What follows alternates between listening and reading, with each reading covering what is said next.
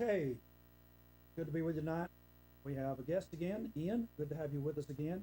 And we're going to just jump right into our broadcast tonight. What is going on in this picture? And I'm saying, Ian, we may have to do some adjusting in order to see the right screen. behind you. Yeah, Let's see here. let's see what's going on right here.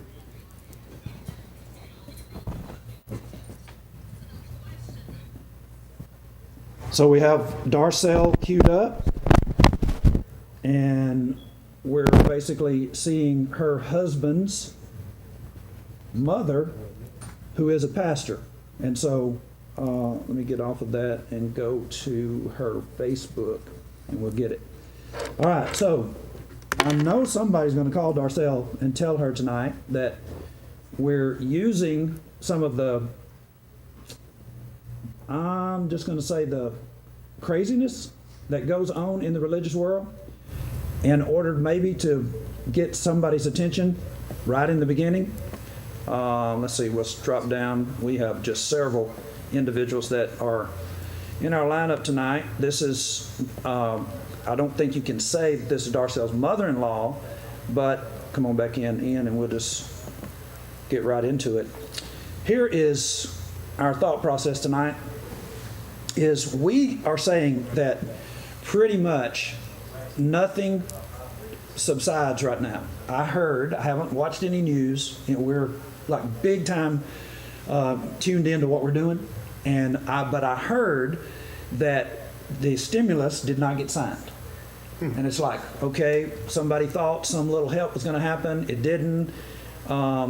Right before Christmas, I don't even know why. I'm saying I'm not tuned in. I don't know why anybody thought they were going to get any help before December 25th anyway. Yeah. If you signed it last night. Or Like night that's before. when everything gets bogged down and people think everything's going to get pushed through at a holiday season. Yeah, you're not getting your check in time for any presents or anything like that. So I don't even get this, but I'm just saying it goes into the craziness. Now, here's where we really want to begin. This is what we're up to right now, is we're trying to get y'all to realize that these individuals that you trust in, that make you feel fuzzy, give you your diplomas, actually make everything right. What is wrong with Regina? Is that right? Are you Miss Chunky? Goodbye. Are you Miss Chunky? Goodbye. I said, are you Goodbye. You need to go. Why are we on Regina Cha-Cha? Well, the question is, why is Regina Cha-Cha in the news?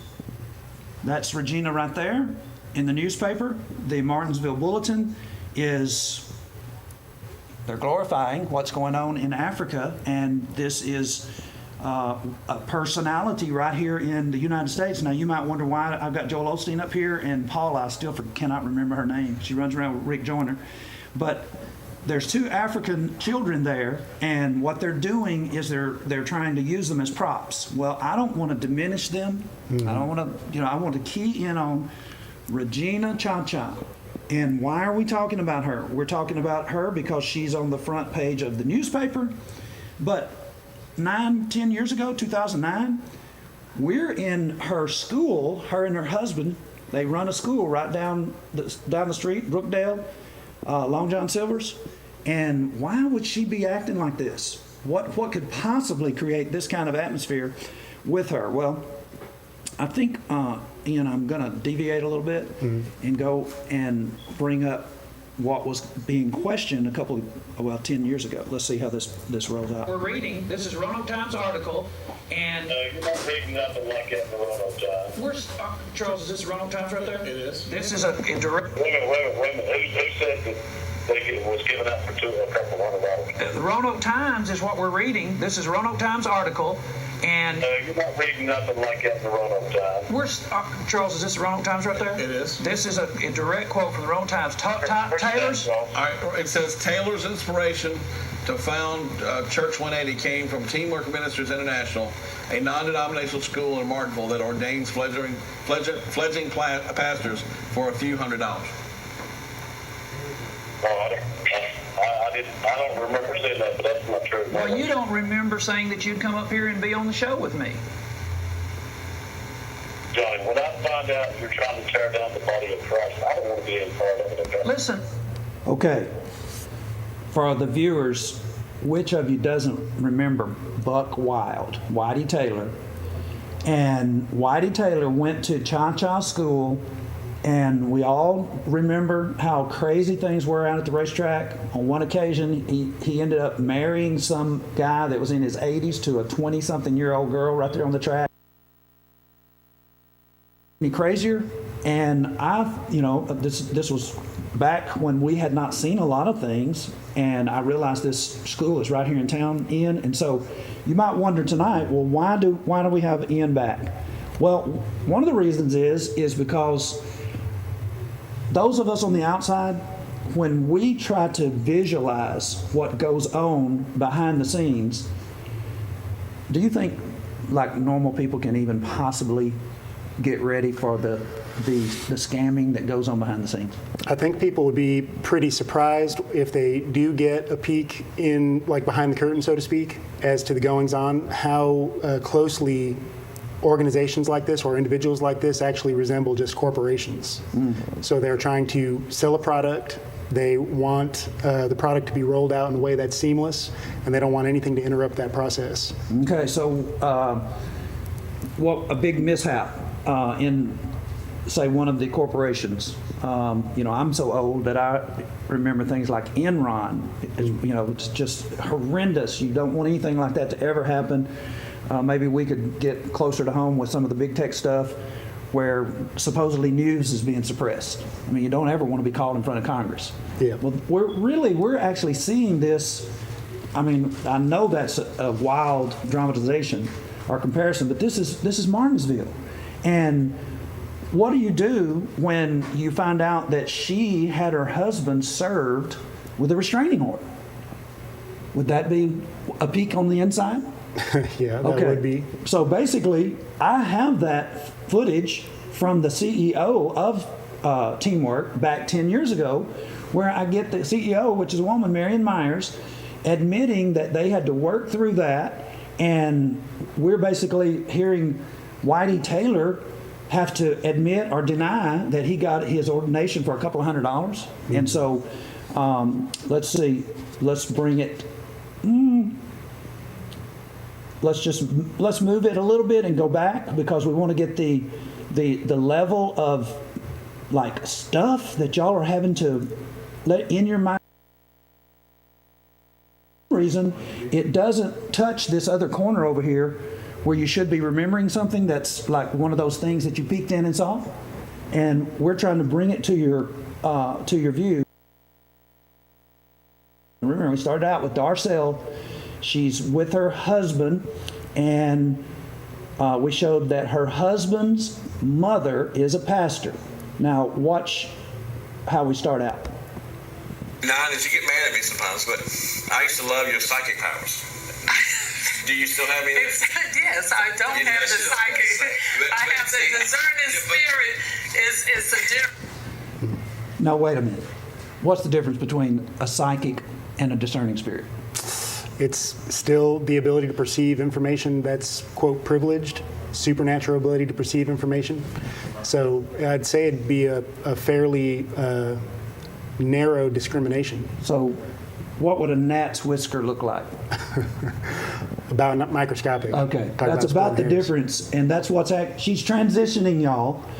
She had psychic power, she claimed, because she could tell Charles what he was thinking, and now she has a husband here who's a pastor, and she's got to move from the old Darcel and transition. Now remember, y'all, this is what we're trying to get you to remember. This is where we are. We're in this zone where all kinds of conflicting information is entering our head. And why do we say it like that? We're being forced. The election didn't happen. We don't have any resolution. Nobody has peace. Nobody can go to church. One of the gentlemen goes to worship with us, Ian, told me the other day, his name is Dennis. He said, I was in the grocery store and a lady asked me to come to church with her. And I said, well, where is she going to church? And he said, Early Dealers Church. I said, they're not opened up. And he said, well, she said they're meeting in a car. So get this, somebody invites you to go to church with them, and you basically never see them. Why? That they didn't get out of their car. I mean, how would you like feel if you went to church, and you basically you say you see them next week in the grocery store, and you say, where were you? Guess it takes the complication out of the introductions It when you get does, there, doesn't it? Yeah. You know, and so it's like you never got out of the car. Well, I didn't know you thought I was actually going to interact with you. Why? I don't want to just go somewhere and sit in the car. Okay, see what we're saying, y'all?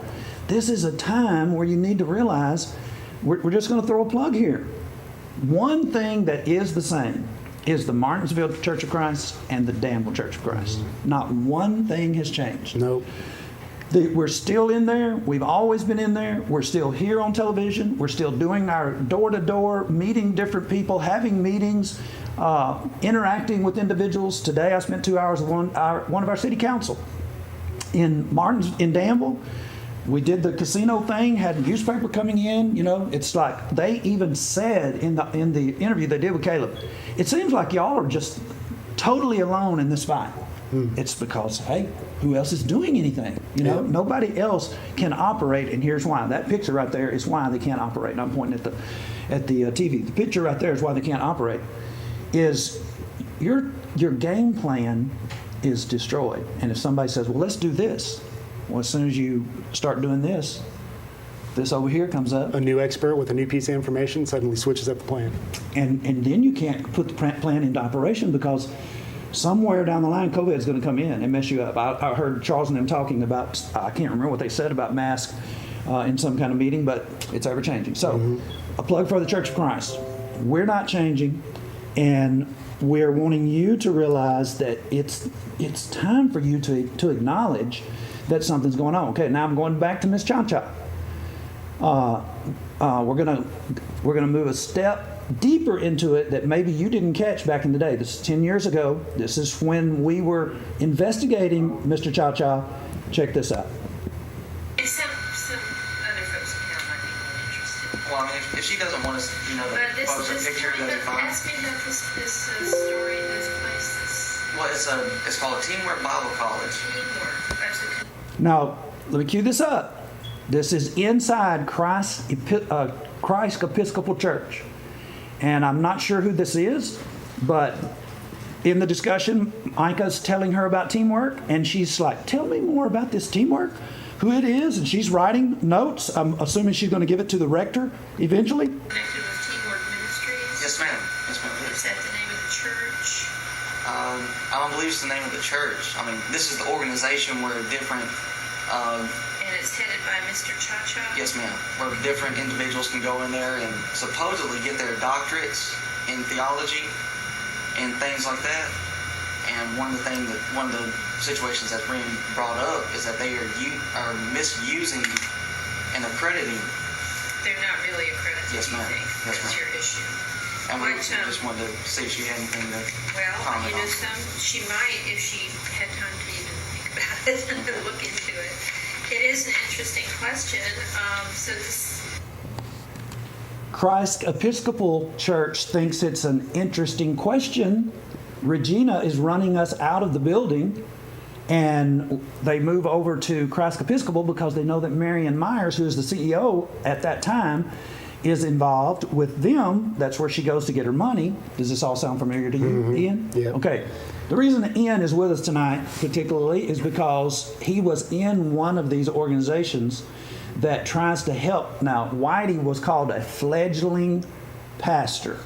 And you all know what goes on with Whitey Taylor. He, for some reason, he had a come to Jesus moment, and he couldn't figure out how to How to come to operate Jesus. really anything. 180 church, which, Yeah. so that Ian was in what would you describe the Dream Center? Just in lay terms for everybody, just to. In lay terms, you could consider it basically a recovery home where somebody, if they're having problems in their life, they need to basically take a time out from society, have their needs catered to, and run through like a recovery program. Rehab? Like a rehab. And on the AA, other the whole end, nine also, yards. it's a halfway house?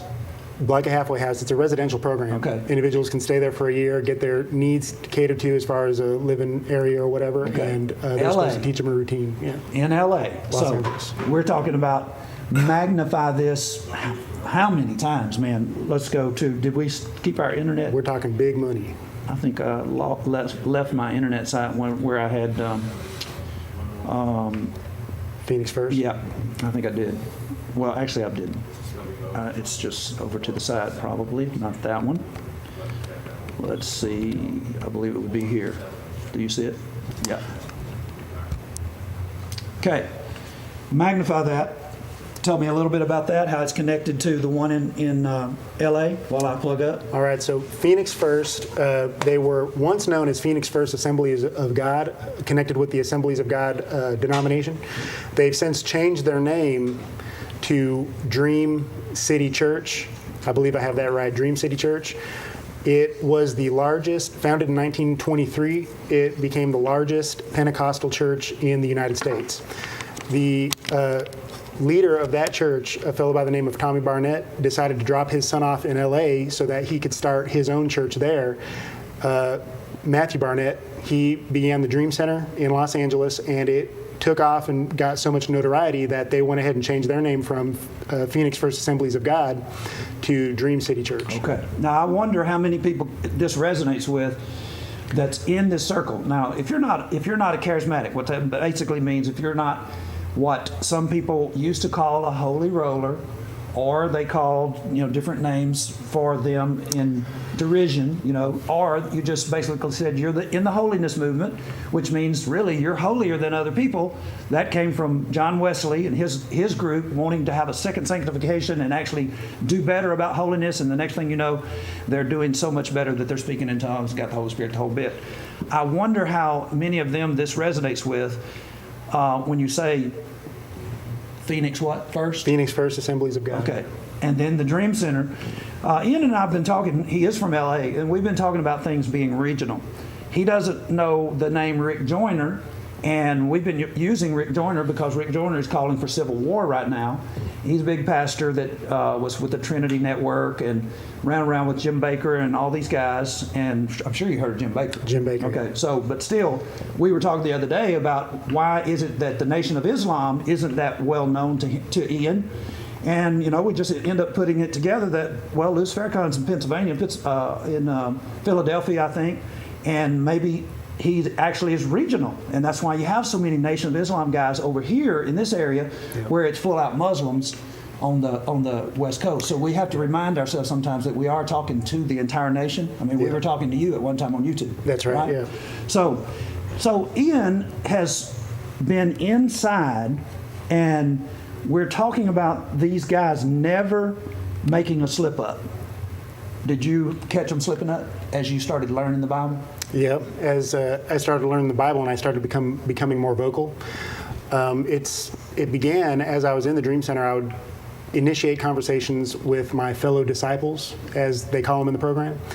And eventually I started talking to RAs, or the residential advisors, which are just people in the program who did well enough by program standards to be given a little bit of responsibility. And then I started talking to individuals that were like in real leadership, like the house supervisor, house parents. And once you get past the house supervisor, suddenly people have a much shorter tolerance level for actual Bible discussion. Okay. Now, let me just immediately, here's what comes to my mind around here. Individuals start questioning the pastor, or the deacons maybe. They start questioning the deacons, or they start questioning the Bible class teacher, and it gets around to the pastor. Mm-hmm. Very little tolerance. Yeah. Like all of a sudden, it's like, did I do something wrong? It's unbelievable that you're even asking a question. And then the response is like, well, hey, this guy's interested. Let's get him into some kind of training program. No. Nope. All of a sudden now you're a threat. And in this area, you've been watching what the Bible say. Mm-hmm. I mean, it's just pretty much like that. They don't say that, but then they start asking. And they really ran me off to the internet when I started getting that response at the Dream Center. That's when I started looking online to try to see, is anybody out there trying to have these conversations? All right, let's check in then. When we say to you all, to folks out there in the local area, we'll be talking to Danville and Reedsville. We'll replay this on Sunday night. We know that this is a good time to talk to you because you are not getting what you normally get. You could with us. Now, you don't have to. We don't necessarily need you at 823 Starling Avenue here in Martinsville. What we need is for you to infiltrate where you are and get them to teach more Bible. I know the pastor's watching, they know the drill, and they know exactly what we teach. The reason I know that is because we have pastors telling people on the street in Danville just not too long ago. Caleb come across a pastor that goes all the way down to South Boston. He said, I watch Johnny every Sunday night. And so then they started having this discussion. So here you are, you're not having anything regular. Now, look at this. This could be you. Take a listen. He wanted to shout out for a little bit, work the controls, but hey, I'll talk to you. Yeah, but you on race and now we was on religion. Well, I guess we can go back to religion. Okay, well, it probably won't be the same, but this lady was calling in saying that Johnny Robertson almost like a cult leader. Now, all she has to do to understand is get the Bible and follow along with him. Everything he's saying is right there in that Bible. And they keep talking about this church and that church. It's not but one church, and that's Christ's church. It's no such thing as a Baptist church and a Methodist church and a Holy Church. Christ said, on this rock I'll build my church. Do you go to Johnny Robertson's church? No, I don't, but I'm thinking about going. I was brought up in... Okay, now, did you catch that? I know that Scott was surprised. He expected that was somebody we lined up. This lady had been watching since 97, and she ends up seeing this broadcast. They've been going for 2 days straight. Bob is in here tonight, and I know he remembers when we came over from Collinsville and everybody outed me for being in prison.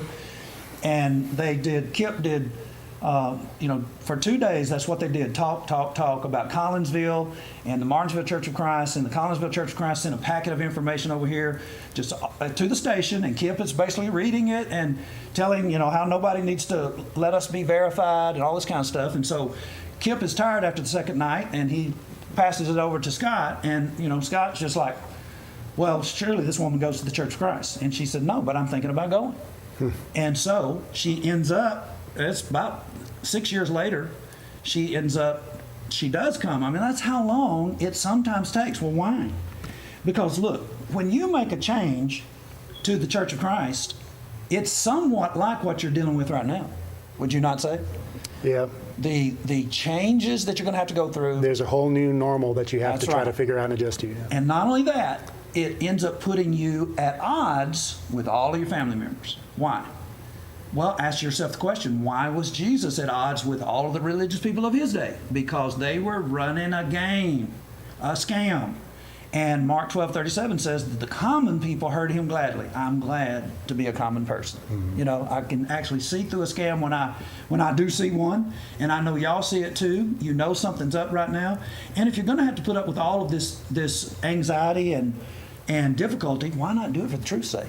Yep. And so when you think about who you're going to run into, I could call this lady's name and she would not, she's not going to care. Everybody in her zone and circle of life know her. Her name is Ruby Gravely. And she ended up asking, Scott ended up, let's see, I don't think I can hit this, but I might be able to. One thing that I think though, and I want to throw this out there for anybody who maybe thinks they know the answer.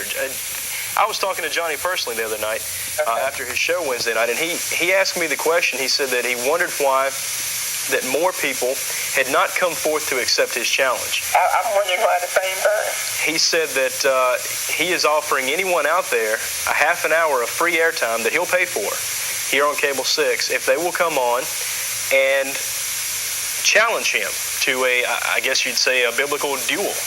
And the only condition on that is that he is allowed to have the last half hour, which he says that he feels is fair because he'd be paying for the time. If he's paying for it, but if they want to pay for something, couldn't they purchase more?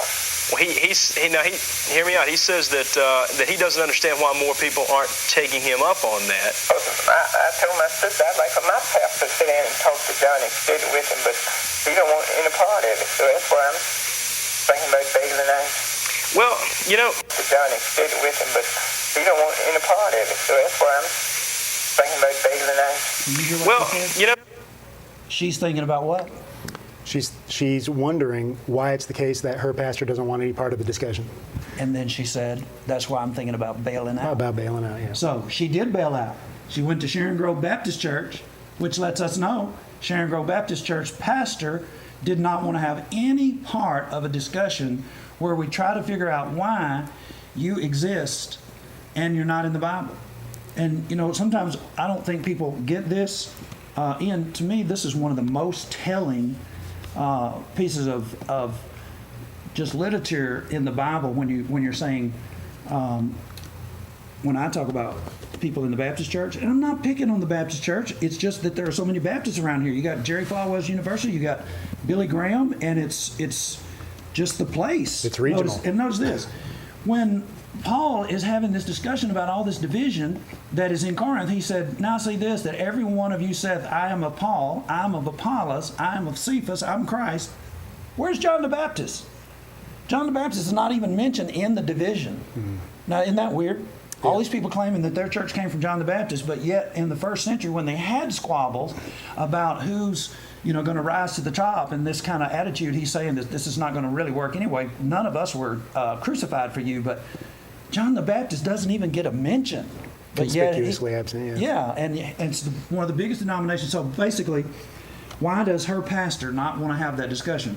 Well, why does Miss Cha-Cha, why is she so determined to keep us out? Well, let's go back and let's give Christ Episcopal Church a little bit more, because this lady, I hated that this had to go this way because she was so nice and she was really genuinely interested until she realized she'd been recorded. Your concern, or what I gather that your editorial point of view is that this Bible college here in town is giving false doctorates. Doctorates that aren't really accredited or Yes, ma'am. And there are certain pastors or preachers within the Martinsville community who are going to this so-called accrediting establishment and calling themselves doctors in theology when actually they're not. Do you have any information on how to contact Teamwork Bible College and how to find out what they claim their accreditation is? Well, we've actually been doing this for a while. We've actually been on their websites, and we've been to the school and told them that we've checked on your accrediting processes, and it's a Mr. Shanley, who's in Kentucky, I believe. We've actually got in contact with him. He's one of the ones that they're using, and he has said we have it on recording, that if this Mr. Cha-Cha is using his name to say that he is being accredited by this man, then he's really not. And I believe that they've taken his name off of their website as one of their accreditations, so I don't know what they're using now for their accreditations. So it's about their dubious accreditation. Yes, ma'am. Okay. Well, I doubt that Ellen has any knowledge of this, and like I said, her time is really short before she goes away for a while, and she's going to be gone during the month of July. So I doubt if she's going to have time to get it. And I will tell her about it, and I'll give her the phone number. All right, and she will be able to give you a call if she would like to weigh in. Now, here's the thing. Ellen doesn't know anything about teamwork, and the United Methodist is right across the street. That's where Marion Myers and her husband go to church, and Marion is the CEO of Teamwork. And Christ Episcopal is giving money to it, and she doesn't think they know anything about it. Now, basically what we're doing is we're describing yourself to you. This is y'all. This is everywhere. How many people in this, in the Dream Center, how many of them really had any idea that this was basically a secular a program funded by the state or the city? I mean, we have them right here in Martinsville. It's you don't really start thinking about those types of things until you start getting invited to their meetings, and then you start to hear how the decision-making process as far as how they operate there is very dependent on the subsidies that they're getting and the way that the money is rolling in. Okay. The reason I asked that is we have a halfway house that is on the corner of Forest and Starling. That's where we are. They're right across the street. You think those guys would come over with us? How do you mean? And just take advantage of the fact that we're right next door all these years. What do you think? Aren't you surprised maybe that you're not seeing some of those guys come over in the past 3 or 4 years that you've been here? To visit? Yeah. Well, That's a trick question. I'm not surprised that. Okay, but they have. Oh, have they really? They were told to stop coming. And so they receive funding, and we're able to help individuals who've had drug problems, and you're here. I've had it, Yep. and we have worked with several individuals, so why would they not be able to come over? Well, it's because we're messing up their groove. Mm-hmm. And then there's another one down the street. I don't know if you know where Cleveland Street is. There's another one. Some of the guys were coming down, having Bible studies with us and learning some stuff. First thing you know, hey, guys, where are you? Well, so-and-so said we can't come down there anymore. How about that? They're questioning. And so, y'all, this is, I just don't understand really. I mean, I do get that, I don't know, Ian, is it a thing like you have this favorite car and you don't want to get rid of it, but that thing is costing you money on a regular basis, but you just keep staying with it because it's your favorite car? You're attached to it? I've got a 94 Mazda sitting in my yard. You've seen it. You wonder why I hang on to that thing? I wondered the last time I came out. I said, wow, I'm surprised it still has that. He used to drive it in San Antonio, and I still have it. And that's kind of the way y'all are. I'm going to give you a full-on, I don't want to blow your mind, but this is going to be, if you got kids or if you're scared of snakes, you might want to skip this. Let me just, I've got several here. And it may take me just a second to look through it.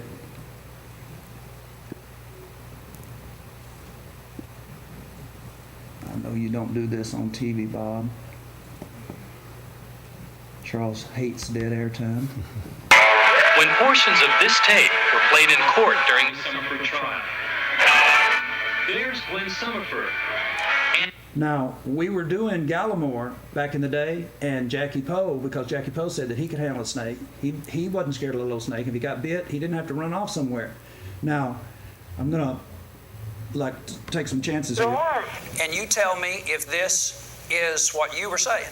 From wrong, and mom and dad teaching you right from wrong, and it becomes a second nature. That's their justification, a way of life passed from generation to generation. Mom and dad teaching you right from wrong, and I've just always knew it was the truth. And agree or disagree with all or some of the beliefs of the... Trinitarianism is of the devil. I say that, thus saith the Lord. When you're raised the way that we are. When you're raised the way you are, your parents bring you up. Ian, this was national news. Gallimore, I don't remember how many national agencies came down to see this guy that was actually married to two women in his church at the same time, was fixing to get married to another one. And she was a bit underage, but she had permission from her parents who went to this church. Mm-hmm. And man, everybody is on this. National News is on it. Star News is on it. It was Channel 6 in those days. And we were on it, pressing him. And that's what you hear. Why would you be acting like that? Now, I know some people are saying that about us. Yeah. They're saying, why? Y'all are going against everybody. But here's the difference. His argument was, roosters have more than one chicken, and bulls have more than one cow.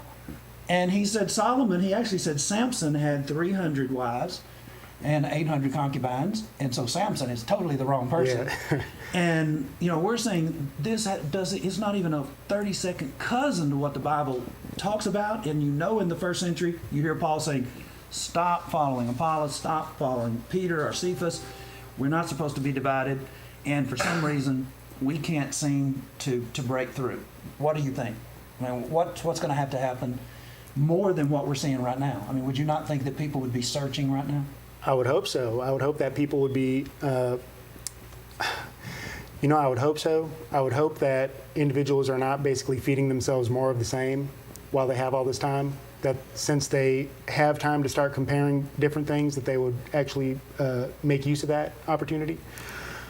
Well, I hate to throw water on our own hopes, but I can tell you what is going on. Notice this. This is Rick Joyner, and as I say, he is maybe regional. I'm not sure. And I heard through the grapevine that you had COVID. I was shocked, but I bet you were more than shocked. No, it didn't really surprise me. I've been kind of careless. And of course, I was Kind of careless? hoping the Lord would protect me in my carelessness. But Can you say Mark Price about right now? This is what's going to keep it from getting better. This is Rick Joyner. Who do you see down there with Rick Joyner? I might have to get you to move just a little bit in. That is John Cha-Cha. We haven't shown John Cha-Cha up to this point. That was Regina's husband. He died now. He's died. And he and Rick Joyner were joined at the hip. You can come back in. I was asking you, did they bring in certain of their friends and kind of give them a lift sometimes? You know, different motivational speakers and things like that? Yeah, they would use motivational speakers that already had a good name in order to draw attention to the Dream Center and what the Dream Center was doing. But they would also say they had an individual that they were trying to promote from within. They would definitely bring them up on stage, let them give a little testimony and say, look at the stuff that's going on in this individual's life. And because there's an obvious commission from the Lord on this individual's life, we're going to go ahead and place him in this position. And everybody claps their hands, and it's just a wonderful show. Well, that's exactly what went on with Cha-Cha. That's how he really got introduced to the big money, is through Rick Joyner. And we're saying, well, somebody should be seeing through this. Well, how do you see through it when I came into the station tonight, they were having a Zoom. Was that a Zoom conference that y'all were on? It's one of the media, these new outlets that you can use since COVID. Listen, these guys are trying to keep you focused on them, but see, he's telling us stuff that verifies what we've been telling you. Mark Price's church got in the front page of the newspaper as well. As a result, it was riddled with people that had COVID, and then he died. Now, I heard that he was sick prior to the virus, but he didn't go to the doctor, once he became even worse. And you're hearing a guy like Rick Joyner, who's way up at the top of the Pentecostal ladder, say, listen, I thought God was going to protect me. Well, then, no, he didn't. So how in the world are you going to dig yourself out of this? Well, he ends up saying that he spent 15 days in quarantine, but he was face-to-face with God just like Moses. And it's like, when will anybody just like put on the brakes and say, Mark Price died? Yeah. What's the COVID? So, let me ask you something. Okay, Bob's asking a question here. What is your biggest frustration with religion and the belief in God? What's the biggest frustration? Biggest frustration with religion. I mean, you've got a lot of controversy that goes on with what you believe, but what is your biggest frustration? My biggest frustration. That's great. I'm gonna read it to you, Bob, and I guarantee you'll know this. And Jesus knew their thoughts, and he said unto them, every kingdom divided against itself is brought to desolation, and every city or house divided against itself shall not stand. We'll have no power in this city as long as all these religions exist. It divides everybody up and it brings confusion rather than the power of Jesus on the scene. I hear all the time Charles having different people on. I've heard you talk with different people. And the question always is, well, when are the religious leaders going to do something about this? Why don't y'all, get to the streets? Malvester's really the only one that hits the streets, when it ends up being at the end of the day. And the answer is they can't accomplish anything. If they do accomplish it, then Jesus is a liar. Let's read this again. Jesus knew their thoughts, and he said unto them, every kingdom divided against itself is brought to desolation. Every city or house divided against itself shall not stand. I work in Danville now. What's the acronym? What is the statement about Danville in churches? City of churches. City of churches. They celebrate it. They celebrate their own downfall. Now, let's move to Jesus' last prayer. He goes right to this thought about everybody being unified and how much it means to Jesus. Notice this, John 17:20. Listen to this. Last thing he said to his disciples, one of the last things. Neither pray I for these alone. He's praying to the Father. Neither pray I for these alone, but for them which also shall believe on me through their words, that they all may be one. How important is this? As thou, Father, art in me, and I in thee, that they also may be one in us, that the world may believe that thou hast sent me. Jesus actually came into the world to bring us all together to fight Satan, and what the religious world is doing is right the opposite. Billy Graham, Billy Sunday, this church of your choice idea, it just basically, it makes everybody have something in the playing field. Okay, here's this place for you. Well, what are you? Well, what did you say, Phoenix what? Phoenix First Assemblies of God. Phoenix First Assemblies of God. Well, what do you teach? Well, we teach directly opposite of what the Baptists teach when it comes to healing. Well, how are you going to, how's that going to work? Can I tell you how it's working? Jerry Falwell would give you a diploma from a independent fundamental Baptist college, and guess what? You could be a Pentecostal, and he would give you a diploma if you went through his program, but you could not preach in a Baptist church. What sense does that make? I mean, it's no wonder. I mean, it's about as nonsensical as the messages we get about what we're supposed to do during COVID. One says this, another says that. And pretty soon you wind up actually losing faith in all the scientists altogether. And you say, I don't want to hear anything because I really don't know what to believe. Okay, that's exactly where we were headed. Jesus said, my deity depends on this unity. So what we've got the religious community saying, Jesus came into the world and we are his offspring. And Bob Lawson and Larry Serber and so many other individuals, and particularly the young people, are saying, baloney. This is a bunch of foolishness, and they can see through it. And right now, man, people out in the parking lot honking instead of saying amen, and man, the pastors are yucking it up. They don't even have to really do anything. They don't have to have a sermon prepared. Just go in and let somebody else do a little something that's willing to get out of the car. And man, Kenneth Copeland tops it all when he says, well, if your church is closed, you go down there and you put your checkup under the door. Or he said, email it. Osteen. Joel Osteen. On my way to work, I saw on the internet. It said, Jesus wrote a donkey. Osteen is a $159,000 car. They showed it. Oh. What is that all? Now, we have asked that too, Bob. We asked Darcel that very question when we were talking about the Rolls Royce and Lawrence Campbell and Danville coming in a Bentley. We've run commercials about Bentley just for the select few, and Jesus came into town on a foal of an ass, just lowly. Why could Jesus affect people? The reason he could affect people is because Jesus didn't have anything to lose. He basically knew exactly what was fixing to happen. They were going to kill him. So what did he do? He gave you the biggest dose of truth that the world had ever gotten before and or since. And we have it here. And what are people listening to?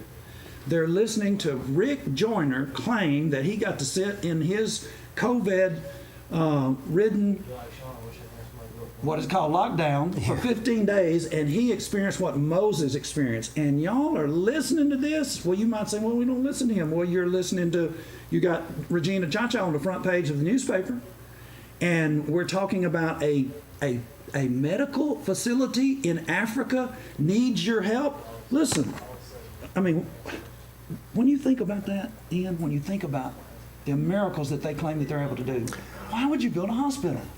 It would be really counterintuitive. And I mean, first off, you have these gigantic buildings. We saw Phoenix First. We saw the picture. That is a huge, sprawling campus.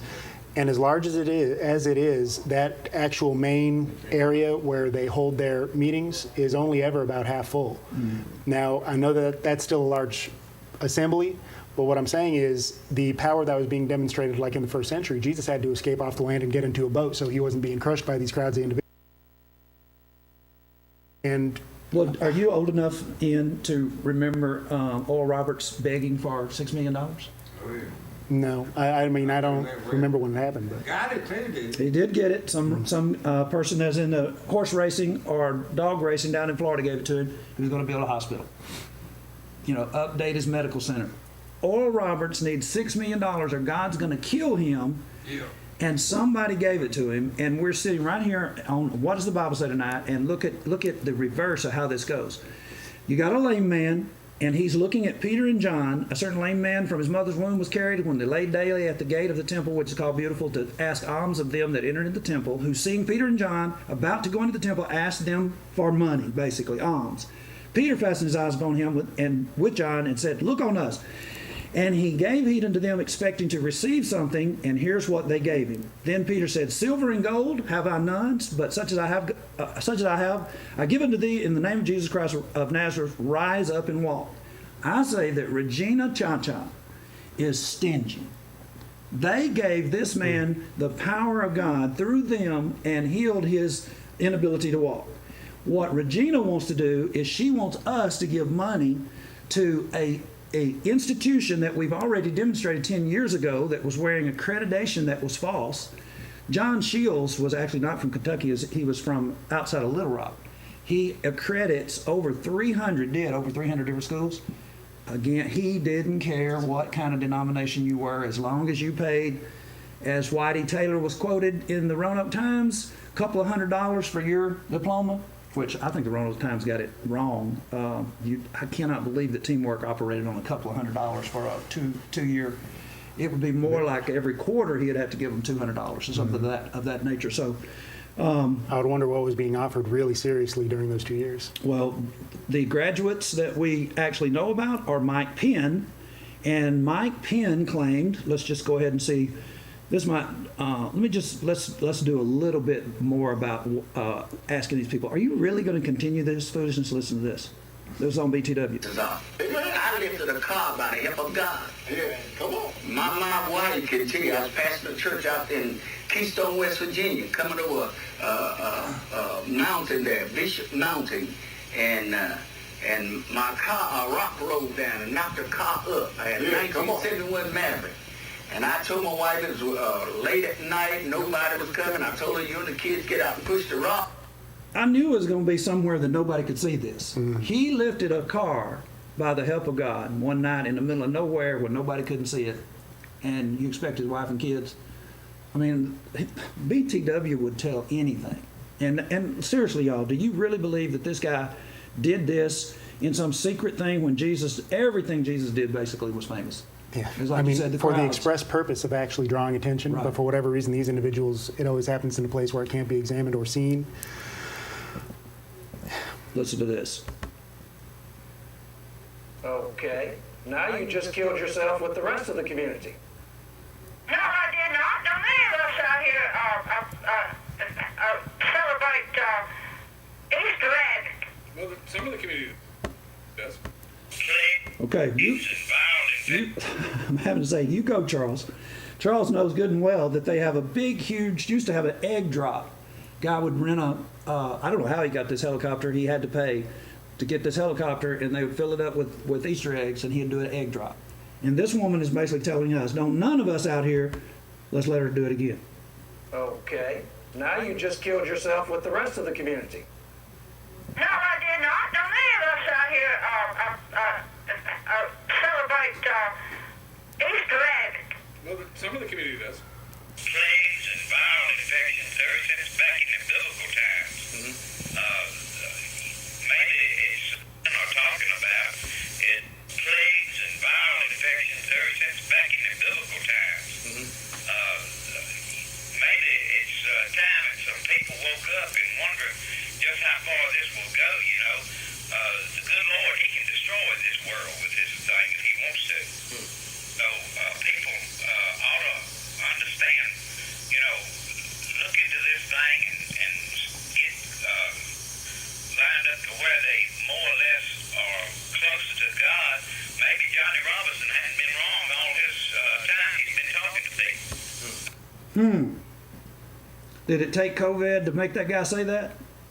That's what we're basically saying. Listen, y'all, how long is it going to take? The reason we're doing this show is because we have a daytime broadcast on Tuesdays, 2 hours, where we're looking at the book of Exodus. Everybody has seen Charlton Heston. You probably haven't. That's old time. Yeah. Charlton Heston is Moses. I don't know who's done Moses last. Animated Disney Prince of Egypt. But everybody knows the story, and they know how much it took for Pharaoh to bow, and he really never bowed. I mean, the Bible ends up saying that he let Israel go, but as soon as they buried their babies, then they went out after them and went into the watery grave of the Red Sea and perished themselves. So it's like, seriously, y'all, You got a lady in 1999 saying, you know what, my pastor will not answer any of my questions about all this division. And she could reason. Everybody can reason. I mean, they know that there was only one kind of church in the first century in the New Testament, and Paul and these guys were having to fight all the time to keep all this stuff from entering in, trying to keep these Jews from making you be circumcised to be saved. They're trying to keep the one body going so that you could spread the gospel all over the world and have a peaceful resolution. Bob, that's my frustration. I cannot figure out why individuals in the United States, their skin is so thick or their head is so hard. And I don't mean anything by that. Larry Serber used to say that about me. Why can't y'all see through this? But I will say this, Larry Serber said if he was going to be religious, it would be the Church of Christ, because he said, at least y'all are trying to do what you say, and you find it in the Bible and try to practice it. So, and that's the thing, isn't it? Is I've had individuals in my history, knowing folks from the Dream Center, that I've tried to get them to actually consider the fact that they can understand the Bible for themselves, and they can actually come to a common understanding with other individuals that are studying the Bible. We have basically in Joshua chapter 1, where it said, if you don't turn from the right or left from my law, it'll go well with you. And it's the same thing that is desired for us today as a religious people. If we don't turn to the right or to the left from what God has actually instituted, it's going to go well with us. And folks are going to be able to believe that this information is actually of divine origin. Instead, we have individuals like my buddy Anthony, who I knew from the Dream Center. He had an individual pray over him, a healing prayer over the entire audience, and he actually had an injury at that time that was really aggravating him. He happened to be standing right next to me in the crowd, and after the prayer was all said and done, you had individuals that were claiming that they received some sort of a healing, individuals you didn't know were injured in the first place. And Anthony actually did have an injury, and after the fact, he was just crestfallen that he was still hurt after the fact. There was something wrong with him or his faith. He said, Ian, I was really believing. People make real life decisions based on what they're hearing, and then they won't actually get into the book oftentimes when you try to point them there, because they're already so distraught with their previous experiences that they're just turned off all the way. Or these individuals got such a hold on them that they just won't look at it, because when you do get down to it, when you make a change, when you make the switch, if you were to make it, individuals are going to tell you, you do not want to be in this church. It's a cult. We had the lady running around on our parking lot. Charles was videoing her. She's calling us a cult. A week later, she becomes a member. After, she had to have a pretty, this wasn't a come to Jesus experience necessarily. What she did is she came down in our basement and watched the buzz that Charles had her on, and she's like, is that the way I look? It's exactly the way you look. Mm-hmm. And the reason she was down in our basement because she had to wait on the police that she had called. So she didn't have anything else to do. So we're basically saying that what Ian was saying about these individuals, it is difficult to make the switch, but the thing is what you're getting right now, it's good. This is, I would say, it's easier than any time that you've had since I've been here, because you're not doing anything. We are. Is it really that difficult, Ian? I'm saying when people say, man, they are so strict over there. Is that really the way it seems for you, a person coming from L.A., man? No, it's what kind of amazes me is everybody thinks it's a very strict and harsh thing to suggest that there's actually a truth. And I don't know when that became a sensational concept, but the idea that we're not actually gracious and supportive and encouraging of one another on a regular basis, because that's what it takes to actually get through this life together. I think if people got past their initial shock that we conduct ourselves in the way that we present ourselves so much differently from other groups, I think if they could get over that and they actually spend some time with us, they would get to see a fuller picture. Well, I know, Ian, you've been good for us as far as promotional PR. The individuals that kept me out of Danville in 2008, they shut our tent down. One of them is, I think she's over zoning. You remember her name? I believe her name was Emily. If I'm remembering correctly. So basically, Ian rubbed shoulders with those individuals, and I know the attitude is totally different towards us now. We don't get any kind of selective enforcement. Ian gets to hear their war stories about our tent meeting because we put all of those dignitaries in Danville on television. I didn't know to do it. I was whining. You know, they shut our tent down. I was telling Charles, we can't start up. He says, the best advertising you could ask for, put them on TV. So we did. They shut us down one night. We put all those folk that came out, the fire marshal, the zoning, the building permits, and we knew the city manager, you know, had to be somewhere in the shadows. Well, he didn't know a thing about it, and they made him look foolish. So if you were trying to get a loan and try to get all of them to come out here and sign off on your stuff, you could forget it. But they all came out to shut us down. And so all of a sudden now Ian has entered into the picture, works for the city of Danville. And, you know, the promotional value of somebody coming from a difficult, how far off, like how deep in a hole were you? Are you talking about before I started going to jail and changing my life? Yeah. I would basically, I don't think, it's not a stretch for me to go ahead and just describe myself as I had entered into a realm that was so bad that I was basically insane. I was just out of touch with any kind of normalcy whatsoever. I had convinced myself that it would actually be better for me to be as extreme in my behavior as I could until I died, because it would be better for me not to even be in my family's life. Okay, let me ask you this. Say a town, say a name, a community where you ran that people will recognize. Hawthorne, Inglewood, Compton. Oh, that's it. I mean, that was enough. Hawthorne and Compton? I mean, how long ago was there the movie Straight Outta Compton? Yeah. Everybody knows the area. And I know this area too. I've been to Ian's home area. I was looking up Armando Deloa in Bellflower. So I'm having to drive from Redondo Beach over to Bellflower to try to hunt this dude up. Man, rugged area. That little beach community, Redondo, it gets real hairy after about a couple of blocks inland, doesn't it? Yeah. So he's describing himself. Now, why did I ask him that? He didn't get any surge of Holy Ghost power. What he got was he realized these folks are selling me a bill of goods, just like here. Here's Joel Osteen, here's Regina Cha-Cha, and they're selling a bill of goods, want you to help them with the medical center when they're too stingy to go over there and do the healing. And John Cha-Cha's big thing is that his daddy tried to beat him in the head with a big steel rod of some sort, and every time his daddy would try to hit him, it would bounce back off supernaturally. You know, God was saving him. It's just like, let me just tell y'all, I lifted my car last night. How many of y'all believe that? But BTW sends that stuff out over the airways, and everybody's just like, go with it, brother. Tell us more about you lifting your Maverick. It's like, no, listen. What Ian did is he started questioning, and those questions weren't answered until he got on the internet and he came across, what does the Bible say? And guess what? We answered our phone. Isn't that amazing? You try to call a pastor. I'm not a pastor. I'm a person who is involved in getting the good news out. That's called an evangelist.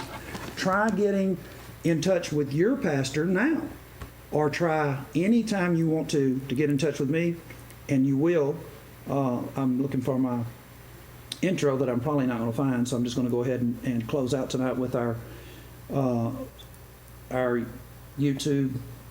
I'll let you look at that. That's what we want you to tell people, is we want you to tell people about our YouTube channel. You can see us all over the world. People call us from all over the world. And it's simple as this. Caleb and them were in Jamaica in 2015, somewhere in there, and some Jamaican guy out in a remote area recognized Caleb. Why? They had seen him on YouTube. So that's our push for 2021 hindsight. We should have been pushing our apps on our phones, because everybody has a smartphone, just about. And so we appreciate you for being with us, and you can look on my YouTube, you can look on one of our Facebook websites and get our phone numbers. I'll tell you, I doubt you can remember it that fast, 276-806-2150. Always ask for, what's the Bible say? God bless you, good night. Thank you, Ian. Thank you.